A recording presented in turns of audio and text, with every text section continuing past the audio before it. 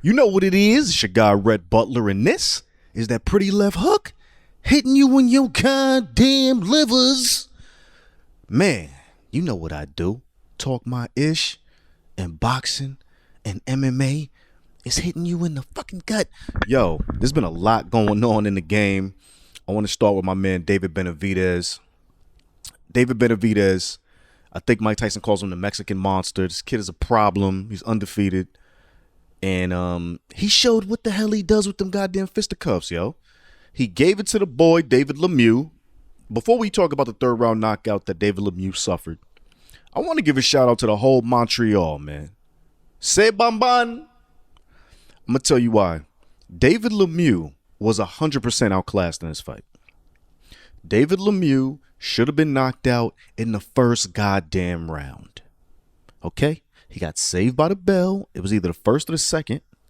I got my notes here. Don't worry about it. I'm going to get on point. David O. Bandera Roja Benavidez beat the shit out of David Lemieux. I mean, he knocked him to the canvas.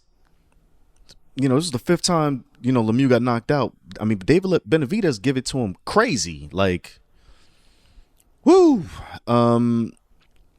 Second round, massive uppercut, sent Lemieux through the ropes. I mean, he got back up. First round, survived a crazy onslaught. I mean, third round, Harvey Dock, respect to the referee, Harvey Dock. He saved that man's life, man. Okay? David Lemieux was getting his ass handed to him. But you got to give David Lemieux mad respect. Why? David Lemieux stepped in there knowing everybody's been ducking David Benavidez. El Bandera Roja is what this man is called, okay? Everybody's been ducking him, according to him. According to a lot of people, actually. But he let y'all know he's not playing, bro. He now won the vacant interim WBC world title. And, this man is a problem. I mean, at the end of the day, what can we say about David Benavidez? You know what I'm saying? The guy is crazy with it. He's a 168-pound champ. He wants everybody named Canelo Alvarez. He wants everybody named Caleb Plant. He wants everybody named Jamal Charlo. He wants them all. David Morrell, he wants them all. But I'm going to let you know what he said, because he's definitely keeping it a stacked bundle with everybody. I'm waiting for Caleb Plant, Jamal Charlo, David Morrell to sign the contract. Them bitches know what's up. He called them bitches. I'm right here waiting for them. I'll put myself up against everyone. I guarantee I'm knocking everyone out. Now, if you look at his body count, David Benavidez knows what the hell he's talking about. Plus, he's with Premier Boxing Champions. That's Al Heyman's crew. So it should be easy for him to get a Caleb Plant. It should be easy for him to get a Jamal Charlo. And it should be easy for him to get possibly a Canelo Alvarez if Canelo doesn't rematch Dimitri Bivol, who he lost to recently. It's a very interesting position David Benavidez is in. He is a feared boxer at the moment, but nobody wants to say his name because they don't want to come off shook. So, to that end, the Mexican monster, you the guy. I want to say this. Yeah, he gave Lemieux mad props. Lemieux is a special type of breed, said Benavidez. He landed 49% of his total punches and 52% of his power punches. This guy was swinging until the end, is what Benavidez said about Lemieux. I had to be on my P's and Q's. He's a tough champion, so my hat's off to him. He's the only one with the guts to face me. You got to give David Lemieux props for this. I know I'm giving David Lemieux more props than Benavidez, but I fucks with Benavidez, of course. It's just the fact that people don't want to fight David Benavidez. David Lemieux said, what it do? That's not French, but he said what it do in French. C'est bonbon. He was ready.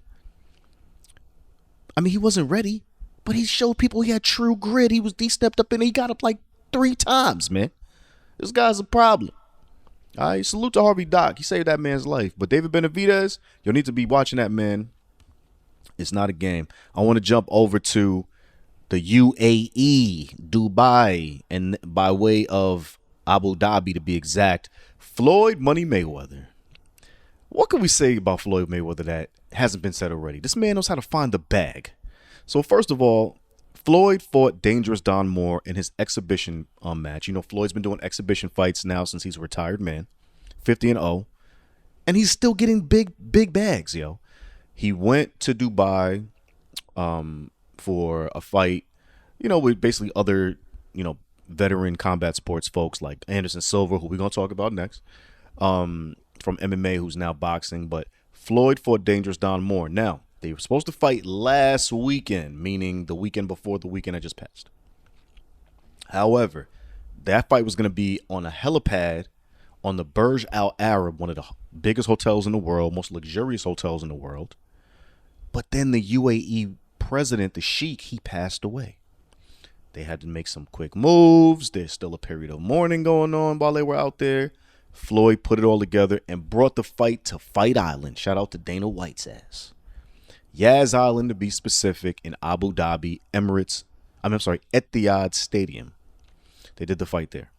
So Floyd made the quick maneuver. Boop, boop. Took everybody over there, made it happen, right? We're talking about the whole UAE, so it made sense to go to Abu Dhabi. And Abu Dhabi's the capital, and it's goddamn Fight Island. This is where people go to get it cracking, courtesy of Dana White from the pandemic. So Floyd went in there and toyed with Don Moore for 8 rounds, bro. Like, first round, fill you out round. From rounds 2 to 8, Floyd looked like a 20-year-old having fun. It was like it's like my sophomore year or junior year in college. I know everything about this campus, i.e. the ring, and nobody here can get more girls than me. Like, that's how Floyd was moving. So much so, even though that was a euphemism, so much so, Floyd even started dancing with the ring girl between one of the rounds instead of sitting on the stool catching his breath. Took the ring card girl's card, walked around the ring, and then started trying to dance with her. I mean, he was having that much fun. Then proceeded to constantly pepper Dangerous Don Moore, who wasn't looking so dangerous, with flurries and shots and body shots galore and headshots galore, and the jab was working crazy. I mean, Floyd was in there just finessing. He was having big fun, man. He was just showing you how he gets the bread for the free, man. He calls it legal bank robberies. I believe him. He did it against Logan Paul. He did it against Dangerous Don Moore. Then after he wins the fight, I'm sorry, we can't not talk about the 8th round. In the 8th round, Floyd literally dropped Don Moore.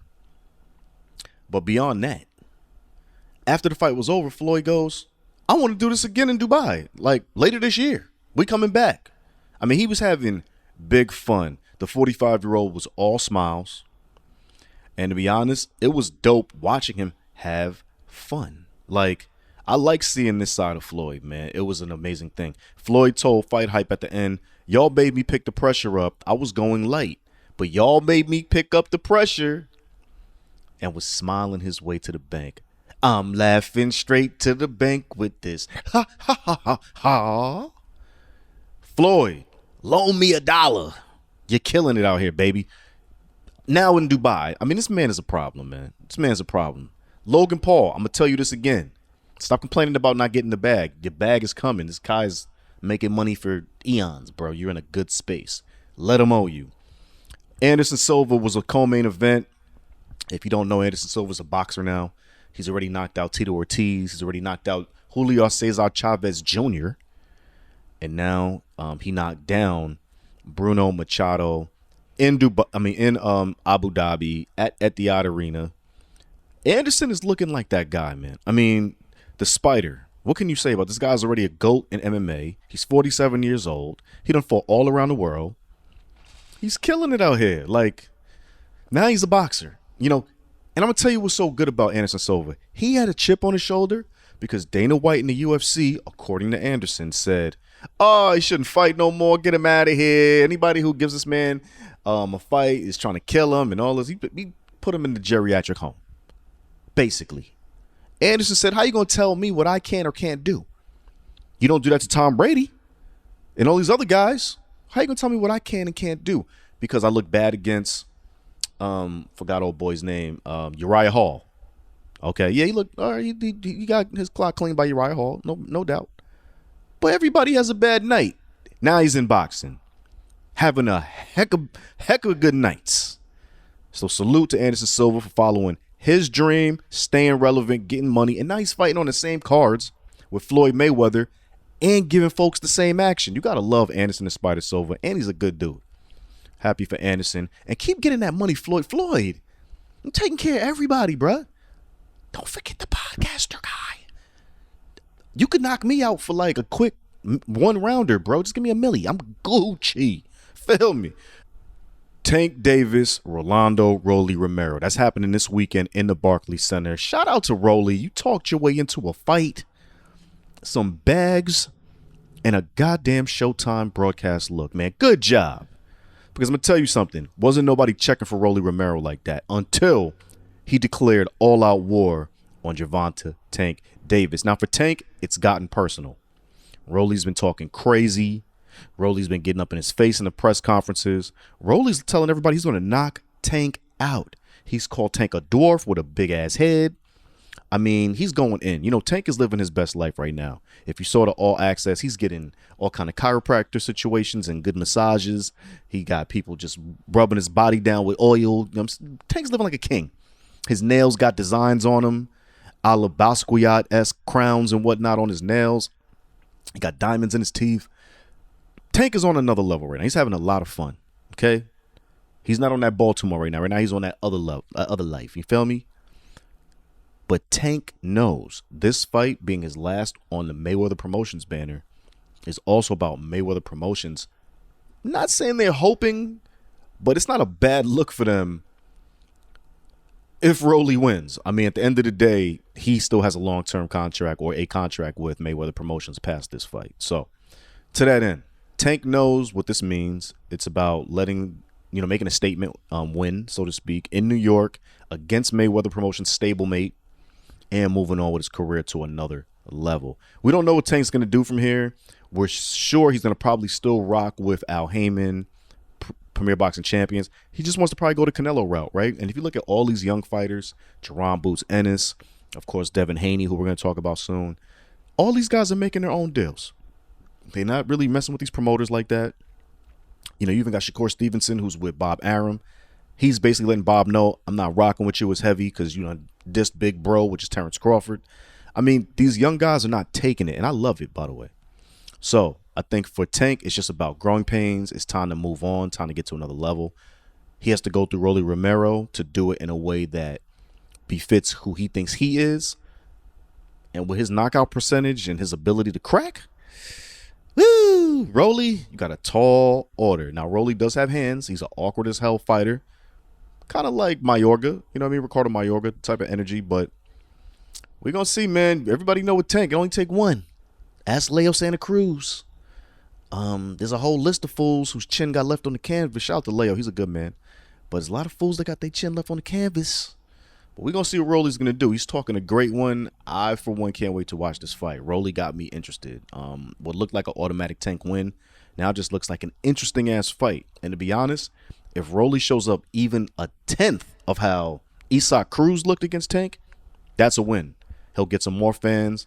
His mouth's going to talk him into being the bad guy all times. And everybody knows the bad guy sells tickets. Ain't mad at you at all. Before we get out of here, man, Devin the Dream Haney is living his dream. He's out in Melbourne, Australia. He's getting ready for his fight against George Kambosos Jr. for the undisputed lightweight championship. But Australia hated on his pops. Bill Haney, promoter, manager, father, that Devin Haney would not be allowed in the country of Australia. They did not give him a visa. Apparently, Bill Haney, he talked about it on a podcast. Bill Haney had a federal drug conviction in the 90s. He spent more than a year in a federal prison. And because of that, Australia basically is kind of like Canada, where they feel like if you spent some time, in this case, I think Australia, anything 12 months or over, they have to look at you about your character and decide if they want you in their country or not. Bill Haney, for the first time ever, will not be in his son's corner. And this is the biggest fight of his son's life. So it raises the question. Because, George Kambosos Jr. is Australian. Well, y'all just hating on Bill? Because, there's been plenty of felons that have crossed over into Australia. Australia was created as a whole goddamn penal colony for England, bro. Don't hit us with the BS. We know the facts. George Kambosos Jr. is fighting on home soil. His opponent's coming from America. Yes, the racial component is there because George Kambosos is not a black man, but Bill and Devin Haney are definitely black men. And they're Muslim. And on top of that, you're not going to let his pops in? His pops is not a criminal.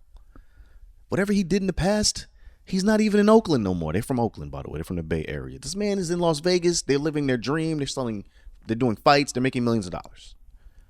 So for them to stop Bill Haney from coming into the country, hella shady, Australia. I'm not even going to lie to you. Hella shady, Australia. This is going to be a very interesting fight first weekend of June. They tapped in Yoel Judah, the father to Zab Judah, who's also a trainer as well for Zab Judah. And Zab Judah is Devin Haney's godfather. So this isn't a out the blue situation. This is more like a tap in the family that we trust. That made Bill feel comfortable and made Devin feel like family was still in the corner. It's a crazy thing to be on this level at this stage of the game and for your father to get denied for some old ass 20, 30-year-old drug conviction. But that's where we at. Devin Haney now has multiple hurdles ahead of him, least of which is George Kambosos Jr. So Bob Arum, I'll read this. Bob Arum is working on getting Bill Haney a visa and working through this. It's not 100% no. He might be able to go. But Bob Arum said that was really a surprise. He told Fight Hype, "We didn't know that Bill had a record that went back 30 years ago. He's an outstanding guy now," and so forth. Now, Bill, just for the record, he stated on a podcast recently, Bill Haney said he told Bob Arum and Lou DiBella, who co-promotes, he told them both about his situation. So Bob, I don't know, you're being a little disingenuous. I feel like Bill Haney kept it a stacked bundle